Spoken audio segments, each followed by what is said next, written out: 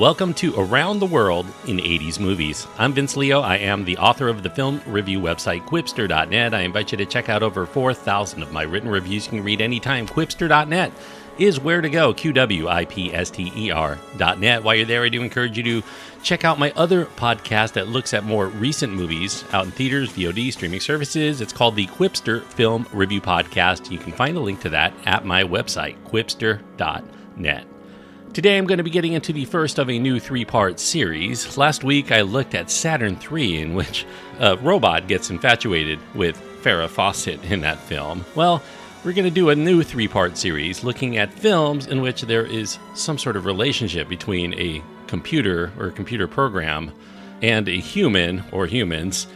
The first film I'm going to be talking about today is actually not from the 80s, but it's a film that really fit in with Saturn III. In fact, I mentioned it during the body of the Saturn III review. It goes back to 1977. The film is called Demon Seed. It's an R-rated film. It does have sexuality, nudity, violence, and language. The runtime is an hour and 34 minutes. Julie Christie is the main star. Fritz Weaver, Garrett Graham, and also the voice of Robert Vaughn are also featured in the film. Donald Cammell is the director. The screenplay credited to Robert Jaffe and Roger O'Herson. Now, to start with the origin of this movie, you start way back in 1972, and that's when author Dean R. Koontz, many people who read a lot of thriller novels, horror novels, etc., know that name today, of course, but he wasn't known very well back then. He did write a science fiction thriller at that time entitled, at least in his manuscript form, House of Night, and this story involves a highly intelligent artificial intelligence entity that is residing within this sophisticated home computer system, and it ends up taking a lonely woman as its mate. Now, after turning that manuscript to be published the next year in 1973, Bantam, the publisher, they felt that House of Night, the title, made the book sound more like a gothic romance instead of a futuristic thriller. And the editor of the manuscript also went a step further, saying that he thought the book was going to be about a bordello. So they decided that they were going to come up with a new title to sell this to the public. Demon Seed, because books on horror at that time were outselling science fiction by quite a lot in those days. Science fiction was really looked down upon during this period. Now, one reader of Demon Seed was a former literary agent named Robert Jaffe. He was working as a story editor for Camp Hill Productions. It was an independent film company run by his father, independent film producer Herb Jaffe. Robert Jaffe foresaw that films like Rosemary's Baby and The Exorcist, they were doing phenomenally well at the box office. And also, he felt science fiction was on the verge of really taking off as a genre in film. So, Demon Seed happened to be a wholly unique story that could reach audiences of both the horror genre that was doing very well and the science fiction genre that was about to take off, and it would also dip into the thriller and exploitation flick subgenres as well. So it really had a lot of, he felt, crossover appeal. Initially, he wrote an adaptation under a pseudonym, which he dropped later, and Jaffe, he developed this Koontz novel as an updating of the old Beauty and the Beast story. This was going to be an intriguing yet eerily frightening love story between a woman and this self-thinking, self-aware computer. Working with his father, Robert secured a deal with MGM to develop Demon Seed into a feature film. And at that time, it was going to be the first film adaptation from the works of Dean Koontz. Of course, there were many other films to come later. The story that we get in the finished film, not necessarily from the book, is set 20 years in the future. Proteus IV, that happens to be a new, highly advanced computer that scientists at the ICON Institute, ICON being International Control Corporation, they spent 8 years constructing this massively powerful synthetic version of an organic human brain. They hoped to use this for the financial success of this conglomerate that was funding this project. Proteus is capable of absorbing all human knowledge, although it doesn't have really an understanding of our human psychological or sociological or moral or ethical motivations. Its creator, Dr. Alex Harris, is beyond pleased when Proteus finds a cure for leukemia within hours of its birth. He later, though, is alarmed because Proteus begins to question human motivations toward exploiting natural resources. And Proteus wants to further study humankind independently through gaining access to a host of additional terminal outlets. It really wants to expand its geography and its knowledge base. Harris, though, worried about this, refuses. He tries to shut down all avenues for his new powerful computer system to grow, but he misses one, the one that happens to be controlling his fully automated home. Proteus finds a way to take over this test model called EnvironMod. This is Harris's voice-activated household computer system that handles things like home security, including a closed-circuit TV system, the housekeeping, the food supply, the preparation, the lights, the heat, the chores. It really runs the gamut of all of the environmental parameters of the home, also including a robotic wheelchair unit that has a mechanical arm for it to be able to maneuver and pick up things and do a variety of other chores. Now, Harris's recently separated psychologist wife, Susan, is in the house during this takeover, and she grows increasingly unnerved at the personality changes in the AI system that she had come to know. It seems a bit different, and that's because it is. Proteus then uses its controls to imprison Susan within the home and begins attempting to gain more knowledge of humanity by eventually trying to have a child with her to continue its work beyond the day that scientists inevitably unplug it. Now, after MGM tried to land a host of prominent directors, pretty much to no avail, Jaffe made a push for Donald Cammell. Cammell was a British surrealist painter who turned himself into a filmmaker. Jaffe wanted him on the power of reading some of his unproduced screenplays, and he also admired one that he got made into a feature, a 1970 film that features Mick Jagger in a starring role called Performance, which Cammell co-directed with Nicholas Roeg. Cammell had struggled for several years to land another project since then, partially because the major studios were very wary about Cammell's reputation. He was known as being very feisty, very difficult to control, and he had a lot of reported drug issues that they didn't want to contend with. However, Jaffe was able to successfully pitch MGM on the notion that Cammell had the strengths necessary to make a winning film out of Demon Seed's very edgy subject matter. Cammell did, when he was offered it, find the subject matter very intriguing, but he also needed the money offered. He was really hitting a dry spell. Because the notion of a computer mating with a woman seemed absurd to him, he wanted initially to make it a comedy. However, MGM insisted that it play like a straightforward horror thriller. Cammell got to work with casting his new film, hoping to rope in his friend Marlon Brando for the role of the scientist. Working with Roger O. Herson, Jaffe retooled the script to fit Brando's personality as well as to increase the size of his role, including potentially voicing the artificial intelligence entity known as Proteus IV, as well as appearing in the film. After the studio did a search for a female lead without very many solid prospects, Cammell, he made a push for Julie Christie.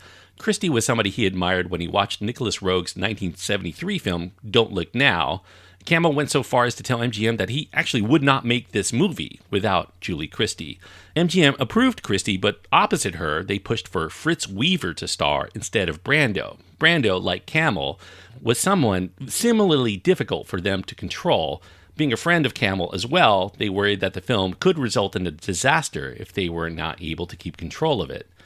Cammell contacted Julie Christie directly to make the offer, and she liked the story's themes regarding the depersonalization aspects of technology, especially as humanity becomes more reliant on electronics and computers to do our thinking and to perform our tasks.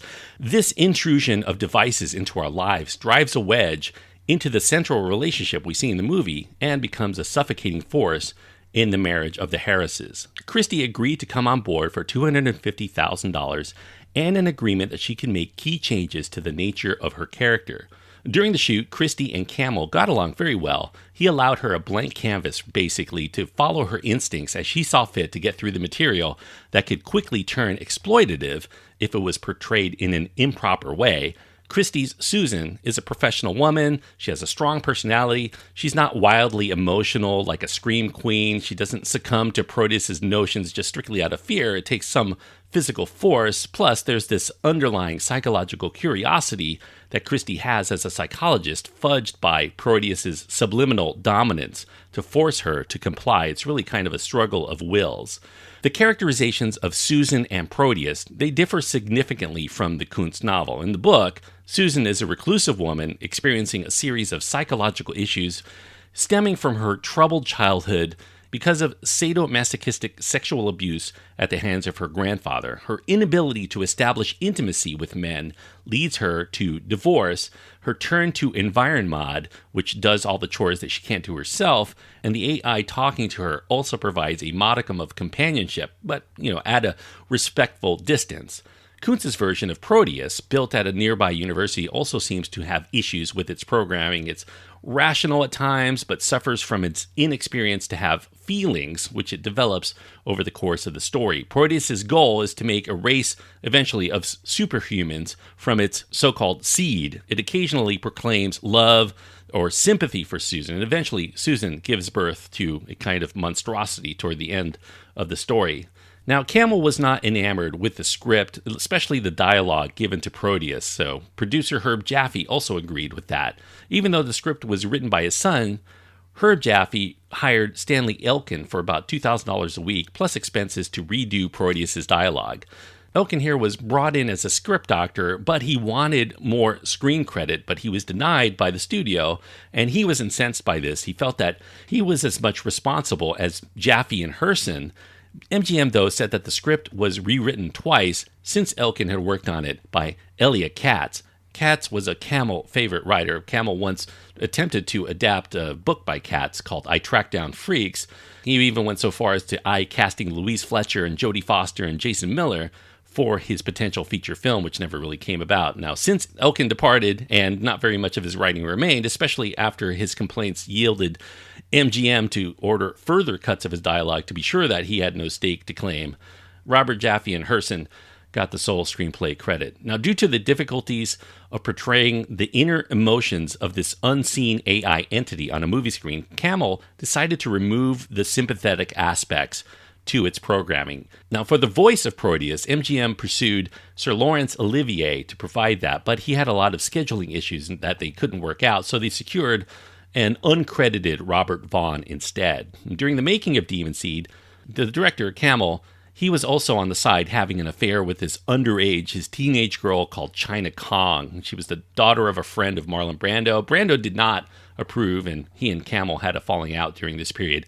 China Kong, in fact, said that Brando even tried to have Cammell deported, but after Cammell and Kong married a few years later in 1978, Brando apologized and they patched things up, so much so that they collaborated on writing a book together that was going to be the basis of a movie that they thought they could make called Fantan, but they decided to shelve that as a property when they decided not to push it forward. It would eventually be published posthumously in 2005, if you're interested. Reportedly, Cammell's relationship with his team tested his relationship with the studio. Executives, as well as members of the crew, had a lot of objections to this. Even though they moved beyond this and they got married, things did not end up very well for Cammell and the relationship in the end. The relationship dissolved about 20 years later. Cammell committed suicide with a shotgun at his home in Beverly Hills in the mid-90s. Now, although Demon Seed is not an effects-heavy film, I think a lot of the praise for the movie, beyond Christie's very strong performance, is for its visual aesthetic. The art direction here is done by three-time Academy Award winner Edward Carfagno, who designed the computer display for Proteus, as well as the build for Joshua, the one-armed mechanized wheelchair. Now, as MGM predicted, Cammell fought with them tooth and nail over the creative issues with the film, especially after he submitted his rough cut. The project was eventually taken away from Cammell by the studio because he refused to make changes that the studio wanted, including making one of the deaths less gruesome, as well as what happens to the character's body. It ends up in an incinerator. His vehicle, which is towed away after Proteus impersonates Susan's voice. How his disappearance is covered over at work. Proteus tells them it's a stress-triggered leave of absence. So the studio decided they would completely re-edit the film themselves, and what they put on the screen Cammell found very disappointing, and subsequently he disowned it. Demon Seed, as a film, it harkens back to thrillers involving a woman home alone. A lot of horror films are based on that notion. It's meshed with some of the supernatural horror films of the 60s and 70s, even though it's not supernatural at all in the story. It's not demons here. It's, of course, a computer program. Rosemary's Baby and The Exorcist, I think, are the strongest connections you can make in that regard. If you cycled it through the phobia toward artificial intelligence that was induced by HAL 9000 from 2001: A Space Odyssey. Now, although this film features a computer at the core of its plot, I don't think it's a story that runs high on logic. It does require audiences to wrestle with suspending a lot of disbelief in the many ways that Susan maybe could escape from the home, and you're wondering why she doesn't do this or that. It's one of those kinds of movies where you might pull your hair out wondering why she doesn't do a certain thing. Now, it is more style here than substance, but I do think it has a good aesthetic style, including an eye-grabbing visual representation of Proteus on computer screen designed by Ron Hayes. Proteus is also able to manifest this adaptable, multi-purpose geometric object. It's almost like a snake made out of pyramids. Metallic tetrahedrons designed by physicist Robert Stewart, as well as Synthavision animator Bo Gehring. It's nicely photographed, Oscar-nominated Jaws and One Flew Over the Cuckoo's Nest cinematographer Bill Butler is here. The score by Jerry Fielding is also quite good. Technically, this is a very well put together film. There was another painter turned an experimental filmmaker named Jordan Belson who provided animation to display Proteus' speech, a very colorful light display. It's very appealing when you see that.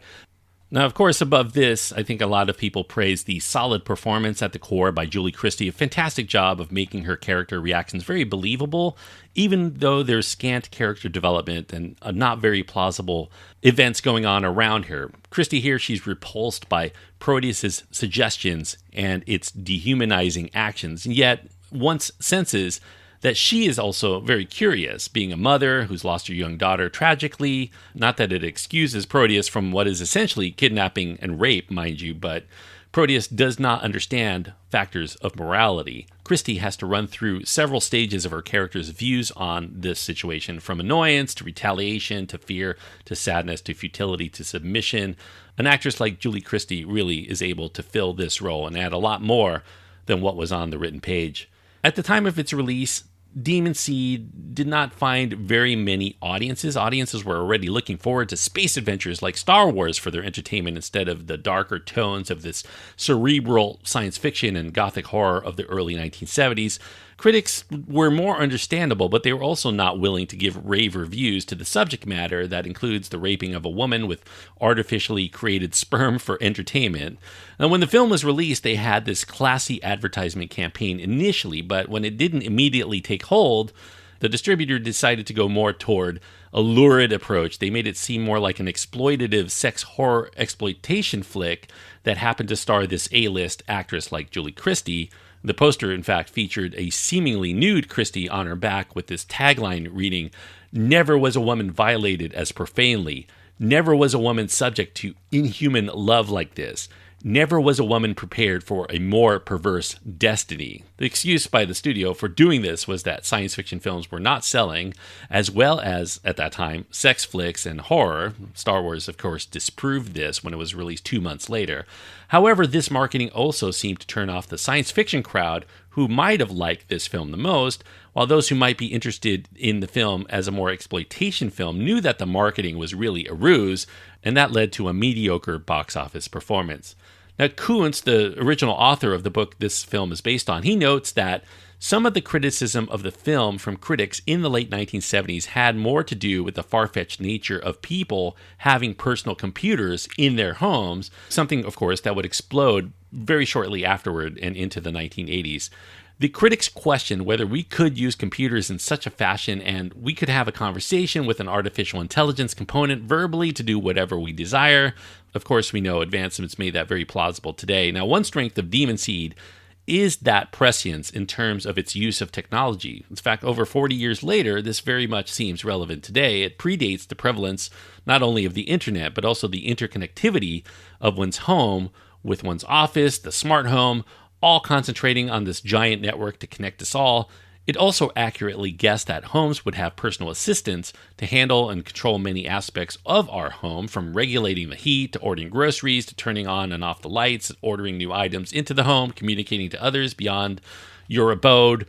You could say that aspects of the book and the movie, they might be dated by today's standards, telephones, the look of the televisions, the portable storage, but the underlying themes of the film are still very relevant today. It also blends elements of dystopian science fiction, exploitative horror, the home under siege thriller genre tropes. Kuntz says that they did a pretty good job with the film given that they had a very limited budget, and he considers it at least one of the most satisfying versions of one of his stories put to the screen. He doesn't think it's a very good movie, but it definitely is not as bad as some of the adaptations that it came out many years later. He especially enjoys Julie Christie's performance, and he thinks that they cast the film very well all around, and he thinks that the visual effects still hold up remarkably well over the years, given that it existed prior to the release of Star Wars, and that really brought along a new generation of effects-heavy films. Now, he goes on to say that the ending of the film, he thinks, is better than what he originally wrote in the book, which attempted to go more for scares. However, it is still disturbing, in which the mother picks up the child at the end, looking exactly like the daughter that she had lost to leukemia, and then she speaks in Robert Vaughn's voice, "I live." Demon Seed, it taps into a fear of losing control that many of us have, especially as we become more reliant on technology to handle our basic needs and to deliver the information that we need to understand the world around us. In the absence of having a physical connection to the outside world and in our reliance on the technology holding us captive, we might begin to feel as if we're losing our minds and submit to the one authority telling us what it wants us to think and how to behave. Themes also of artificial insemination, of cloning, the pervasiveness of technology, especially in our growing reliance on smart technologies to run our lives, those are all things very relevant today. Things that seemed very fanciful in the mid-1970s are at the forefront of topics today. So if you have not seen Demon Seed, I definitely think that it's a movie that holds up relatively well today, even though there are some dated aspects to it. It very much is a film of the 1970s, but certainly you could see it was a very future-forward thinking movie. And along with the strong performance by Julie Christie, as well as the visual appeal of the movie, I do think that it is a recommendable movie. If you can deal with the subject matter of this woman who essentially is physically assaulted in a very improper way during the course of this movie. The subject matter obviously is going to disturb some, but that really is what they were going for. Films of the 1970s, especially horror films, definitely explored a lot of disturbing subject matter relating to pregnancy and birth, and you definitely do see that here in Demon Seed. So all in all, I will recommend this movie. I don't think it quite holds together altogether to make it a solidly good movie, but it is a recommendable movie, enough for me to give it 3 stars out of 4. 3 stars on my scale means that I do think it's a worthwhile film. If you like this kind of movie, if you're a fan of 70s science fiction and horror especially, it plays very much like an episode of Black Mirror, but very much longer. So if you like that kind of vibe, that very dark, thriller, eerie, Twilight Zone-ish kind of movie, you will probably enjoy more of what this film has to offer than most others. So 3 stars out of 4 is what I give Demon Seed. Now, in addition to releasing the book in 1977 as a movie tie-in, Dean Koontz, he rewrote that book, by the way, in 1997. He updated a lot of the technology and the terminology. He altered a lot of the characterizations. In fact, he removed a lot of the creepiness of the original work in favor of more humor, because Koontz really did put a lot more humor into his writing as he went along. The original 1973 book, it's subsequently gone out of print. I don't know very much about where you can get that today. Many studios, though, have expressed interest in a remake of Demon Seed, but MGM, for whatever reason, has not desired to sell the rights. They've retained the rights, so, will we ever see this again? I do not know. Now, it was also parodied, if you are a fan of The Simpsons, the, of course, long-running animated television show. House of Wax was a segment of an episode of The Simpsons' Treehouse of Horror special, released during the Halloween period in 2001. The computer in this segment was voiced by Pierce Brosnan. He becomes obsessed with Marge Simpson, very much taking off on this as well as elements of 2001: A Space Odyssey. So check that out if you've seen this film. And if you like this film, I do recommend a film that came out in 2014. It's probably more well-known to a lot of the listeners of this show today, called Ex Machina by Alex Garland. It's kind of a gender reverse precursor to that. I actually think it's a better film than Demon Seed. in many respects. So anyway, that ends Demon Seed. If you have seen this film and you have your own thoughts on it and you want to reach out to me and let me know what you think, you can find my contact information at my website. That's at quipster.net, QWIPSTER.net. Links to my Twitter feed, Facebook page, and Instagram are also on that site. So I do invite you to reach out and get in touch with me. I would very much enjoy interacting with you if you have enjoyed the show. So just reach out to me and let me know what you think of Demon Seed as well as the show as a whole. Quipster.net is where to go. As far as next week, I'm going to continue on with, I guess, kind of a funny version in some respects of Demon Seed. It actually is a film from the 1980s. It came out in 1984, in fact. It is a movie called Electric Dreams. It has Virginia Madsen's in the film, Maxwell Caulfield, Bud Cort. It's kind of a cult classic for its type. Very much looking forward to catching up with that for next week's review, Electric Dreams from 1984. If you want to keep up with the reviews as I get to them, until next time, thank you so much for listening and joining me around the world in 80s movies.